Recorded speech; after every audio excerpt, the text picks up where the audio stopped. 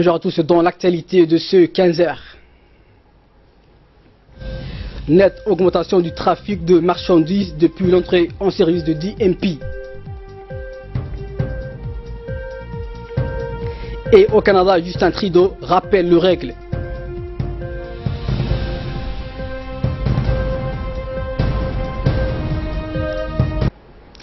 C'était le titre passant au développement de ce journal. Le trafic maritime, principalement le trafic marchandises, est en nette augmentation depuis l'ouverture au trafic du nouveau port polyvalent de Doralé, plus connu sous le cycle du DMP ou Doralé Multipurpose Port.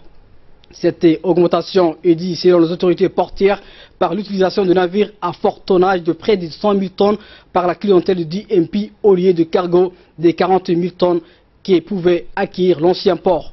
Une nouvelle donne qui permet aux usagers de nouveau d'acheminer leurs marchandises par un seul navire au lieu de navettes par navire de faible tonne. Du coup, c'est le trafic marchandises qui connaît une forte hausse parce que l'entrée en service du DMP est plus rentable à ses usagers. Voici un reportage de la rédaction. Le trafic portuaire est en nette augmentation. La nouvelle émane des autorités portuaires de Djibouti. Cette hausse du trafic, ont indiqué ces mêmes autorités, découle de l'entrée en service du nouveau port polyvalent, plus connu sous le nom de DMP, Doralé Multipurpose Port. En effet, le quai du DMP ne désemplisse pas. Les cargos de dernière génération, ne fréquentant pas habituellement l'ancien port, sont dirigés directement sur le DMP, soit des navires transportant jusqu'à 100 000 tonnes de marchandises.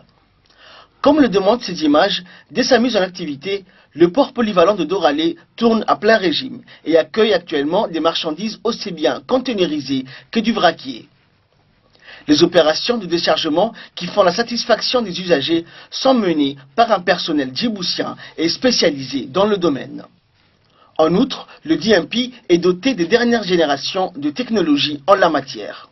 Ainsi, comme nous l'a indiqué le directeur général des ports de Djibouti, M. Saad Omar, les deux ports, l'ancien et le nouveau, travaillent simultanément afin de répondre à la demande croissante de la clientèle.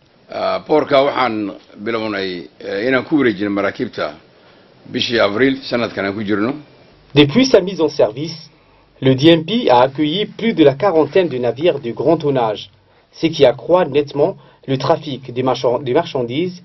Jusqu'à maintenant, les opérations se déroulent normalement et conformément à nos prévisions. Ainsi, les deux ports, l'ancien port de Djibouti et le DMP, fonctionnent de concert et nous veillons à ce que le DMP ne soit point congestionné par le trafic maritime. À cela s'ajoutent les deux autres ports, le port pétrolier et le port à conteneurs qui accueillent des navires. Les opérations sont différentes entre l'ancien port et le DMP pour la simple raison que ce dernier est doté d'équipements ultramodernes, d'où la réduction du temps de déchargement. Par ailleurs, le port polyvalent dispose d'une main-d'œuvre qualifiée pour toutes sortes d'opérations et chacun à son niveau. C'est en ce sens qu'il est nettement plus compétitif. Avec l'ancien port, non seulement les navires de plus de 40 000 tonnes ne pouvant pas accoster, mais également le déchargement s'effectuait par les grues des navires eux-mêmes. C'est ce qui nous confrontait des problèmes souvent avec des navires ayant plus de 30 ou 40 ans d'âge, ce qui n'est plus le cas au DMP. En ce qui concerne les personnels, nous avons procédé à une restructuration de son statut et uniquement les personnels répondant aux exigences du métier ont été retenus et font partie intégrante aujourd'hui du personnel du port, ce qui a augmenté sensiblement leur rendement. Il faut noter que le DMP, de par la conception de ce système, a été pensé pour être rentable en termes de gain de temps pour satisfaire au mieux sa clientèle.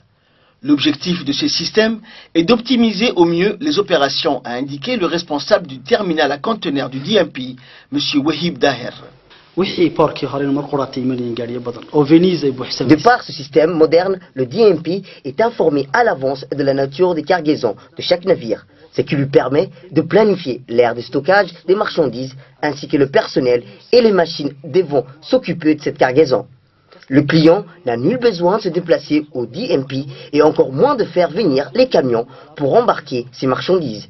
Une fois qu'il s'est acquitté des frais de douane, le client nous informe sur Internet où il se trouve de la date de retrait de sa marchandise et aussitôt nous le répondons via un document muni d'un code barre qu'il présente au poste DMP du PK12.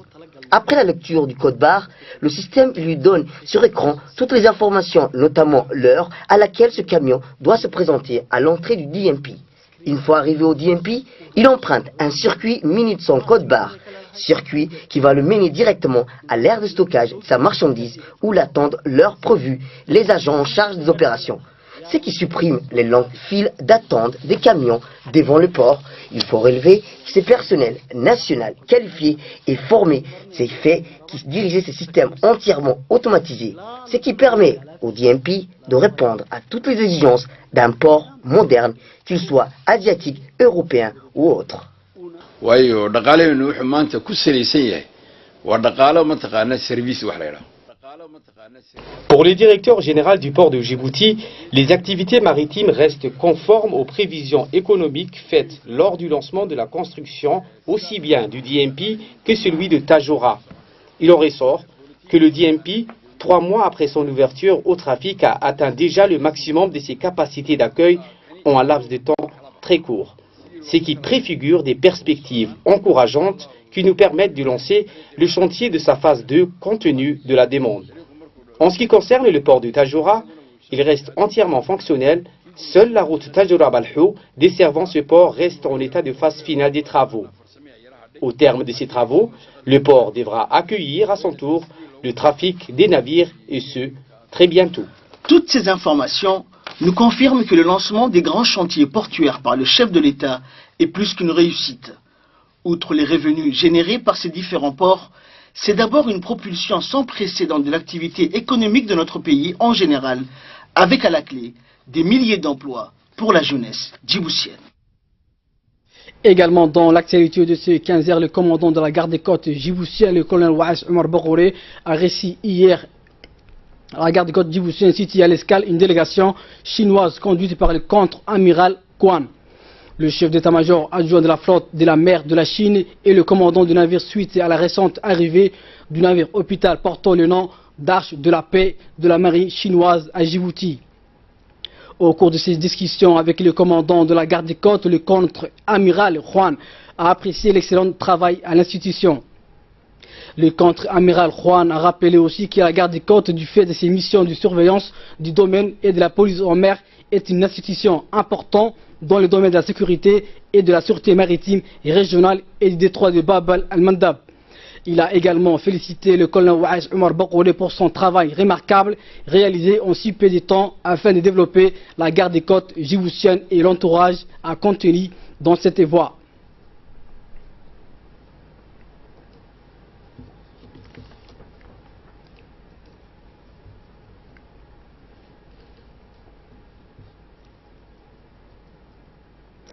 Et dans le reste de l'actualité, le ministère de la Femme et de la Famille a organisé une campagne de visite médicale à l'endroit des enfants à besoins spéciaux de la populaire d'Ariel et de la commune de Belos de Belbela du 24 mai au 31 juillet. Le ministère a entrepris un premier travail d'identification des enfants à travers les associations locales. Des rencontres ont été organisées dès le début de la mission avec le milieu associatif engagé et qui participe activement aux prises en charge des enfants affectés par un handicap. Ensuite, des rencontres placées sous le haut patronat de Madame la ministre de la Femme et de la Famille ont été organisées avec les parents et les responsables des enfants pour la sensibiliser et les informer sur l'objectif et l'aboutissement de ces projets. Et toujours au niveau du pays, les 6e et les 7e contingents de pèlerins djiboutiens en partance pour le Hajj 2017 ont quitté ce matin et hier la capitale. Au total, 400 nouveaux candidats au pèlerinage 2017 ont pris l'avion d'Air Djibouti. Le pèlerin de 6e contingent était déjà à l'aéroport de 15h de l'après-midi hier pour l'enregistrement. Ils étaient tous contents d'effectuer le rite du Hajj qui est le 5e pilier de l'islam. Au nombre de décents, ces derniers pèlerins ont eu une deuxième chance pour effectuer suite à l'augmentation du nombre de pèlerins alloués à Djibouti pour le Hajj 2017. 5 vols charters de la compagnie Air Djibouti avaient pris la direction de la Mecque avec 1200 pèlerins. L'augmentation du quota de pèlerins a été une occasion pour 400 nouveaux candidats au pèlerinage de prendre la direction de la Mecque.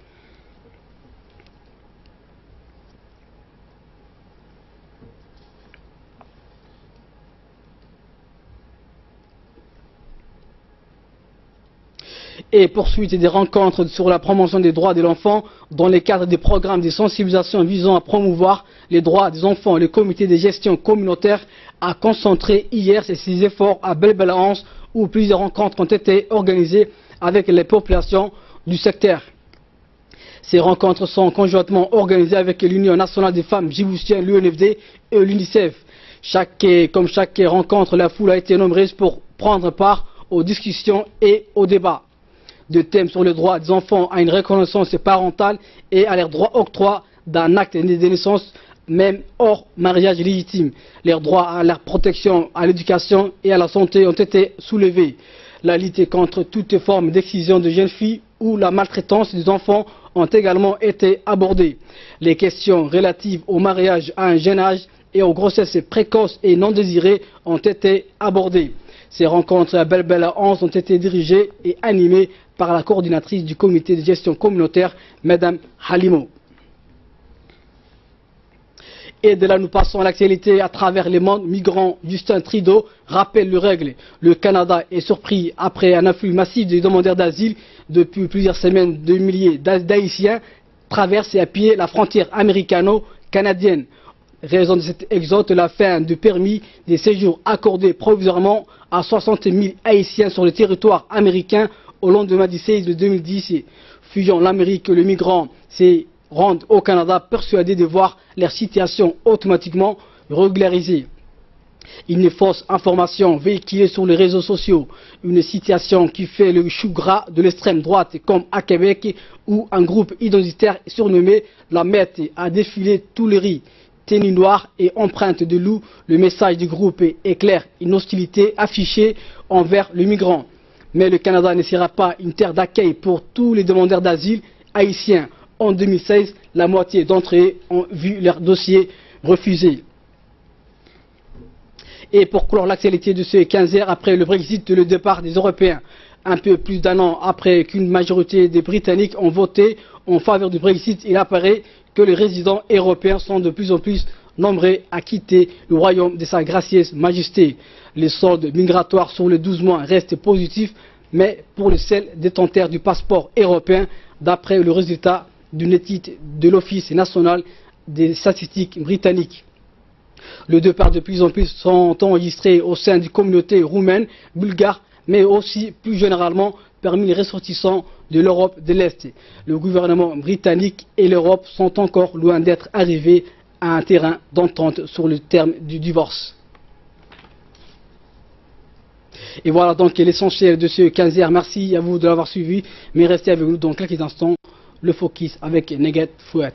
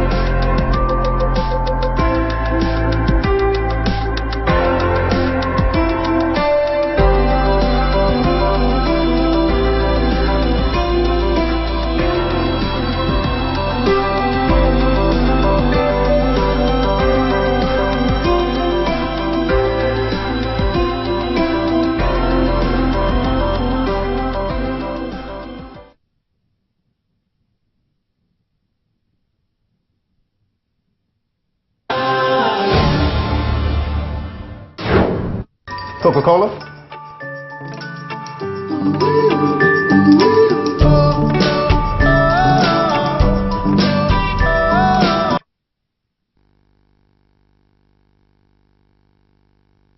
إن الصلاة الصلاة كانت على المؤمنين كتابا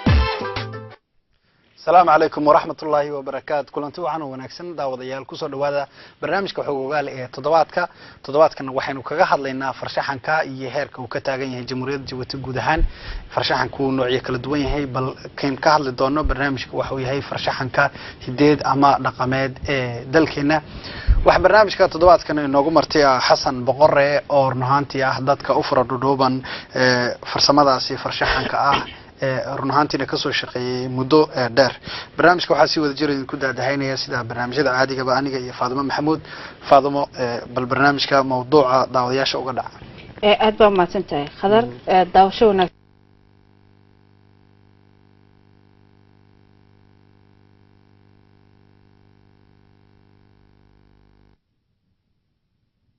الله أكبر الله أكبر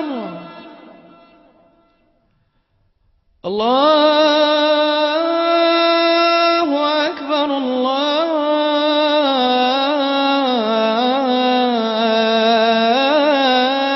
الله أكبر أشهد أن لا إله إلا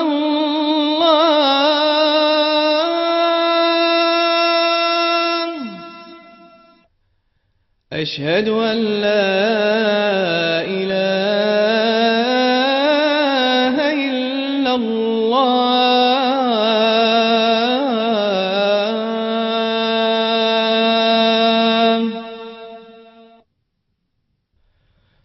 أشهد أن محمدا رسول الله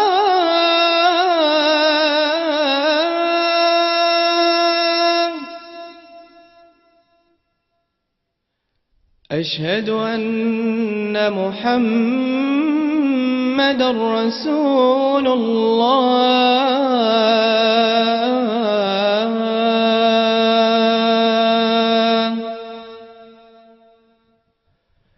حي على الصلاة حي على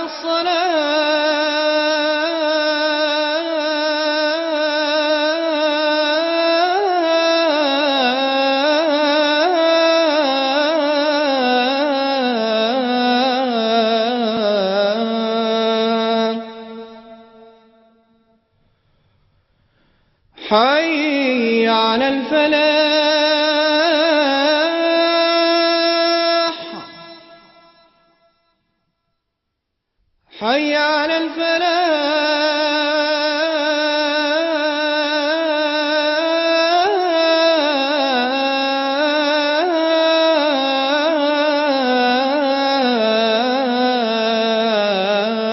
الفلاح الله أكبر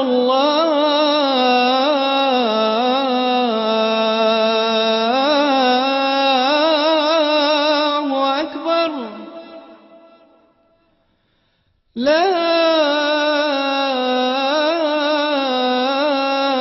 إله إلا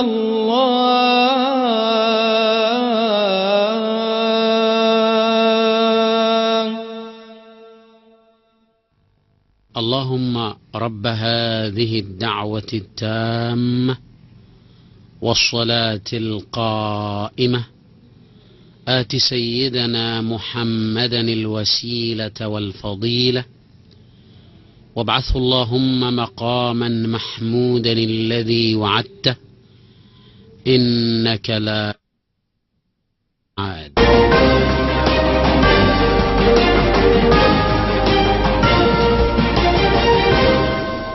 Place maintenant au focus avec nous sur ces plateaux. Nagat Fouad, bonjour Nagat. Bonjour Hassan. Donc, direction au Canada, juste un petit de rappel, le règle. Oui, effectivement, Hussein, comme vous l'avez dit dans tradition, plus de 600 000, on dénombre plus de 600 000 migrants fluents en fait vers le Canada suite à leur échéances qui ont en fait qui sont terminées aux États-Unis d'Amérique. Donc pour voir en fait leur situation se temporiser, être donc meilleure en fait. Donc le Canada donc est surpris par un afflux massif des demandeurs d'asile depuis plusieurs semaines. Des milliers et des millions d'Haïtiens traversent à pied la frontière américo-canadienne, raison de cet exode. Donc la fin du permis de séjour accordé provisoirement à ces 600 000 Haïtiens sur les territoires américains au lendemain du séisme de 2010 en Haïti, si vous vous rappelez, Hussein, qui avait fait un énorme dégât en fait au pays. Donc fuyant vers l'Amérique, les migrants se rendent au Canada persuadés de voir leur situation automatiquement se temporiser, se régulariser. Donc une fausse information qui a été d'ailleurs véhiculée sur les réseaux sociaux sous note de que Canada pourrait accueillir ces migrants sous prétexte que leur pays est dans le moyen en fait d'accueillir ces milliers de gens. Donc une situation qui fait le chou gras, donc comme s'il est écrit de l'extrême droite,